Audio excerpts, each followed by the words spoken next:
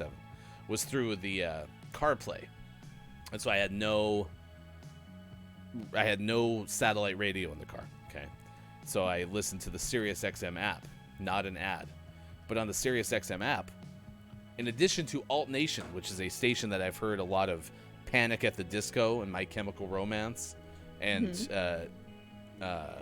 AFI, and gosh, what's the one that we were talking about in the same ilk? Anyway, I can't remember. They have another channel that's exclusive to the app called the Emo Project. Okay, so I put that on. First thing I hear is Crush, Crush, Crush by Paramore. Very excited about that. Then a Panic at the Disco song comes on, and I had to stop and get propane. And I got back in the car, and another great song was on from AFI. Okay, so I'm like, oh, all these bands we've been talking about, kind of in the ilk of Brandon Urie. And I get all the way home after leaving Sean's house. The whole family's in the car, and we're not listening to music, but the thing is still showing what's playing. Silverstein, Massachusetts, I'm not even joking, was on my radio. Did you listen to it? We tried, and it was gone by the time we got to it. Oh. And it's not even the best Massachusetts version, but... Yeah, but that's one of my favorite bands, so... I know, and I've never, ever seen them on the radio.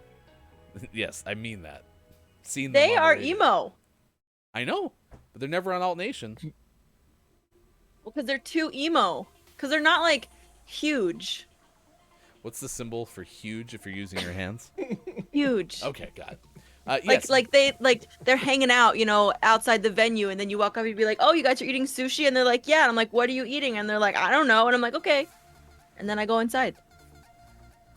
That's what I was trying to think of. Downs was Death Cab for Brandon. Yes, that's what I was trying to think of. It was Death Cab for what it's worth. 729. We're gonna do top 10 places in the world to go hang gliding by Alyssa Ox of tripstodiscover.com. This is from July of this year. This is a very recent list. And maybe all of y'all were sitting there going like, man, where could I go hang gliding? It's Ride the Wind Day. I just want to go hang gliding. Mm-hmm. Okay. So if that's been something that you've been thinking about for at least a month and change, we can answer that question for you this morning. If you don't know, hang gliding is considered an adventure sport. Okay. So the first place that you could go hang gliding and have a really good time is Kitty Hawk in North Carolina. This is in the United States. This is the place where the Wright brothers figured out how to fly things. 2. That's appropriate. Number 2 is Rio de Janeiro in Brazil. Has some of the most stunning scenery in the world, and it's an epic place to plan a hang gliding trip. There's lots of hills, beaches, iconic landmarks, all that fun stuff. Flights often end on Pepino Beach. 3.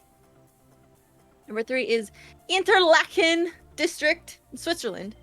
One of the best places to hang glide in Europe is Interlaken, Switzerland. Local guide companies here will tailor the flight to your needs and wishes, and make it as calm or extreme as you'd like. Many of the flights average 15 to 26 minutes, depending on the wind conditions. That's nice. All right, number 4.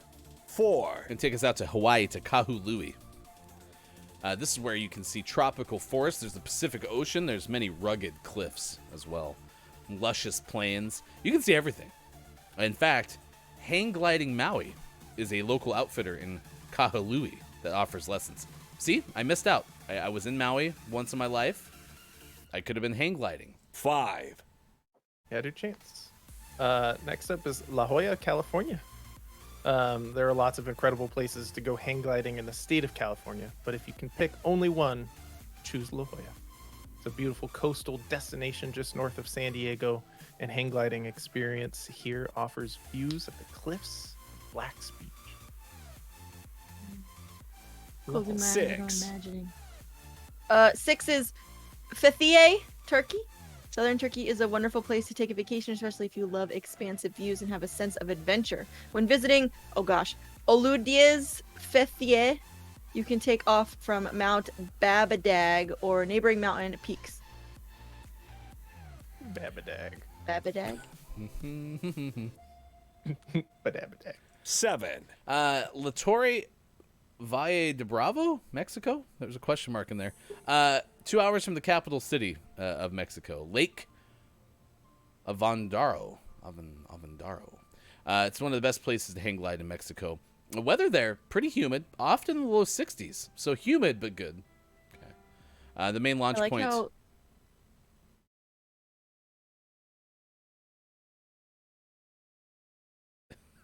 I like how you're in like a little sleeping bag Yeah, look at that. when you're in. Yes. It's like a leg protector. That's actually how I sleep in my sleeping bags. The main launch point's El Penon. It's about 45 minutes from town. So check it out. It's there. You go. 8, Number 8 is Salt Lake City, Utah.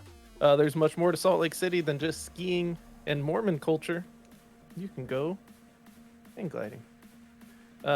There are some very experienced flight schools and adventure outfitters here to help you take to the skies, whether you're a beginner or more advanced hang gliding enthusiast. Salt Lake What? City. Enthusiast. Okay, thank you. 9, Number 9 is Magaliesburg, Johannesburg, South Africa. Magaliesburg is where the Magalies Gliding Club is located, and these what was this again, Sean? Enthusiast. Thank you. Have made the region famous for hang gliding. It's a fun area to visit and take advantage of some of the best thermal soaring conditions in the world. Thermal soaring conditions. Did I say it wrong? No. That's just fascinating. it's a really, Okay. yeah, that's a very official term. 1, 0. Well, if you're looking for some thermal floating conditions, is that what you just said? Soaring. Soaring. Thermal soaring conditions. If you're looking for some of those, go to Queenstown, New Zealand. Because that's where you can go.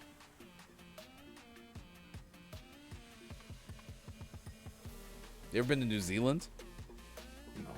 No. It's a resort town, Queensland is. Stunning place to fly through the air under your own power. You can also paraglide. I saw paragliders on or parasailers. I don't know if that's different than paragliders. Those different? Yes, parasailers is like you're attached to a boat and you're over the water. right, yeah. And you're like a parachute, right? What's a paraglider? I'm gonna look it up. Okay. That was a strong confirmation. So I believed that you had the info. Now we have to wait. Everyone just look at Austin while Austin Googles. Paragliding is a recreational and competitive flying sport. A paraglider is a free-flying, foot-launched aircraft. Parasailing is a recreational activity where a person is towed behind a vehicle, usually a boat. So then what's the difference between hang gliding and paragliding? Well, definitely the thing that they're using. The paragliding is more like a parachute, and the paragliding is like a... Oh, well, this goes back to your topic with Lady K being in the opposite opinion. Paragliding over land, parasailing over water, according to Kayla. Okay. I can believe it. Anyway, those are your top 10 places in the world to go hang gliding, according to tripstodiscover.com. Yeah. And Did you want the 20 best airplanes too? man, I would, but just looking at this clock, 7:36. Just can't squeeze this in on Cuban Sandwich Day, which, by the way, Cuban sandwich is pretty okay. Just no sauce. What's up? What is a Cuban sandwich? It's pork, Swiss Oh. cheese, and sauerkraut. you. Or am I That's mixing enough up? information. Or I'm mixing up a Reuben. I think it's just Swiss cheese. I'll look it up. And then it's got like a sauce on it, but I get it without the sauce. It's usually like a mustard or something. Ham, roasted pork, Swiss cheese, pickles, mustard, and sometimes salami on Cuban bread. Yeah, Oh, so it's got a lot of meat. Okay. And I forgot And about the Swiss pickles. cheese. The pickles are good. I like the pickles. The crispy chicken sandwich at McDonald's is pretty okay.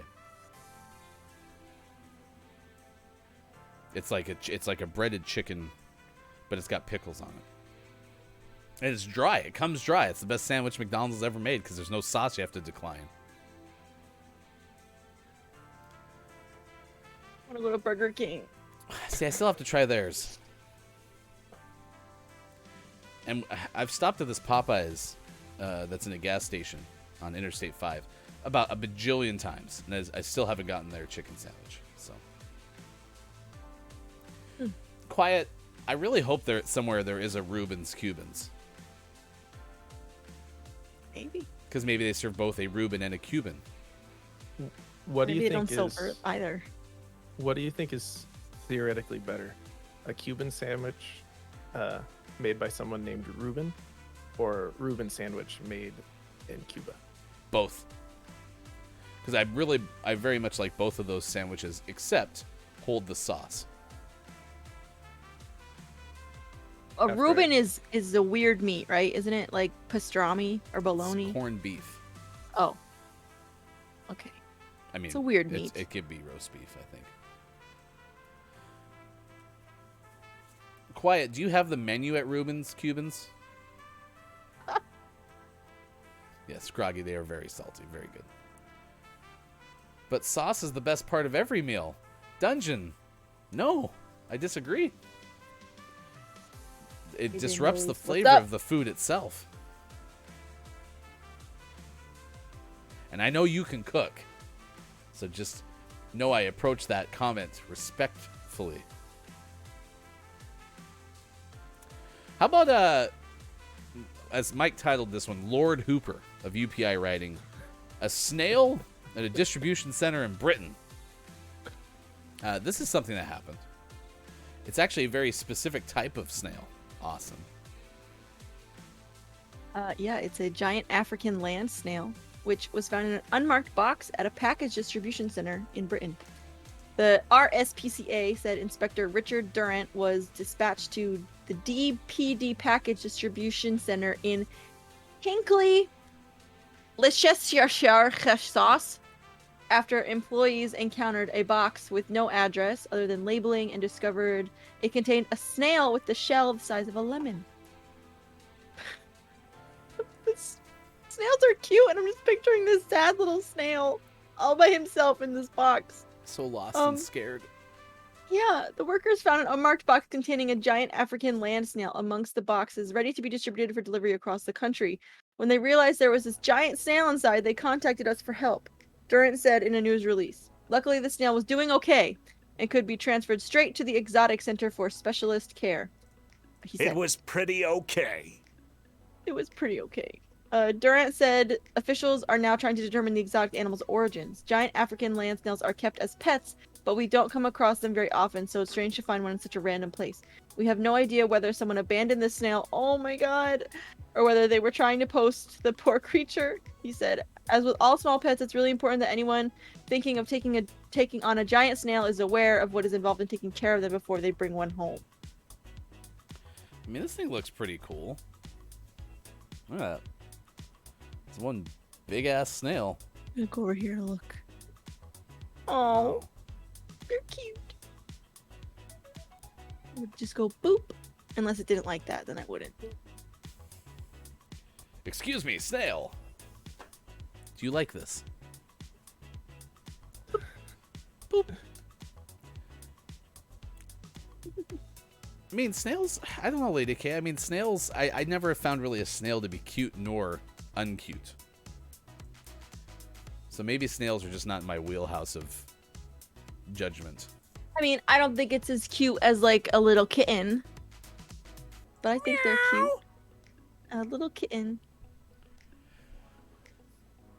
There's your story. It's from Ben Hooper of UPI, as Mike is titled Ben now. Lord Hooper.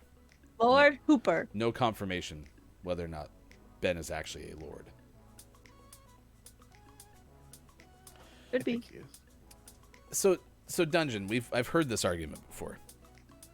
And what's interesting to me is almost every sauce that I've had buries the flavor of the food because it tastes like sauce.